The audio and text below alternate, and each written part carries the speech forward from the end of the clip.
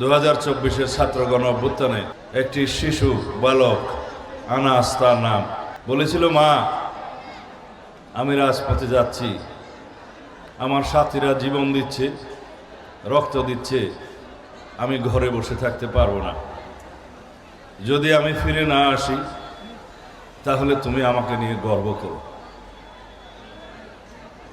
এই আমাদের উত্তরাধিকার। আমার সন্তান শহীদ ওয়াসিম আকরাম শাহাদাত বরণের 2 সপ্তাহ আগে আমার নির্বাসিত জীবনে শিলংয়ে সে আমাকে দেখতে গিয়েছিল তার এক সঙ্গী সহ।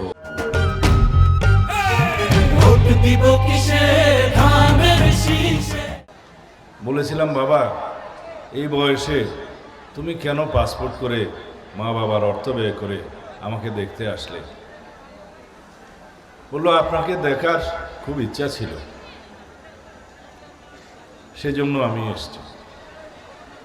আমার সাথে ছবি তুললো, ফেসবুক প্রোফাইলে সে দিয়ে দিল। যেদিন তার শাহাদত হলো, শাহাদত বরণ করলো, গুলিবিদ্ধ হলো রাজপথে, তার সেই ফেসবুক প্রোফাইলটি ভাইরাল হয়ে গেল। আমি চোখের পানি ধরে রাখতে পারিনি।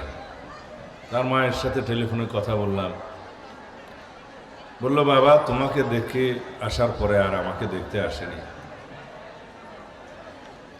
এই আমাদের সন্তানদের বীরত্বগাথা কাহিনী। দেশের জন্য তারা জীবন দিতে পারে, রক্ত দিতে পারে।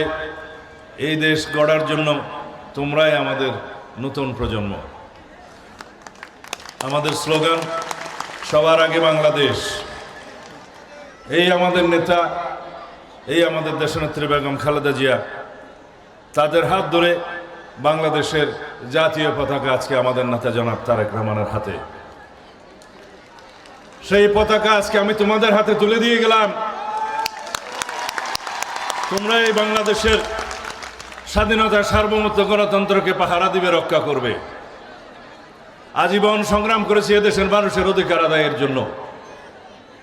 আমার বাল্য জীবন থেকে আমি এখানকার যারা বাংলাদেশের অন্যান্য এলাকার মতো বৃত্তশালী ছিল কিন্তু চিত্তশালী ছিল না, গরিবের বন্ধু ছিল না, তাদের বিরুদ্ধে আজীবন সংগ্রাম করেছি।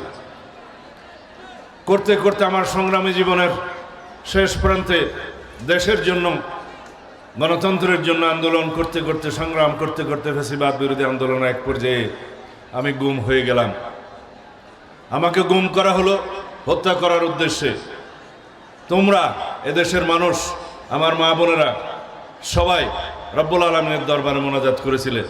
রব্বুল আলামিন মোনাজাত কবুল করেছেন, আমি জীবিত আছি। সবাই আমাকে অনেকেই বলে মৃত্যুঞ্জয়ী বীর। না, আমি মৃত্যুঞ্জয়ী বীর না, আমি একজন সেবক, বাংলাদেশের স্বাধীনতা, সার্বভৌমত্বের রক্ষক। তোমরা মৃত্যুঞ্জয়ী বীর হবে। আমার সন্তানরা আমরা যা করতে পারি নাই, তোমরা তা করে দেখাবে। আধুনিক বাংলাদেশ গড়বে, সারা বিশ্বের সাথে প্রতিযোগিতা করে মেধাভিত্তিক, জ্ঞানভিত্তিক, প্রযুক্তি নির্ভর বাংলাদেশ গড়ে তুলবে।